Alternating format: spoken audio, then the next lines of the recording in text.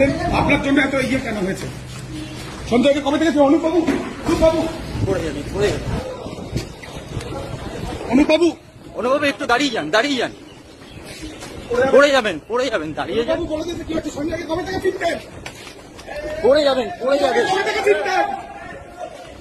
পড়ে যাবেন, আস্তে আস্তে যান, আস্তে যান, বলে যাবেন দাদা,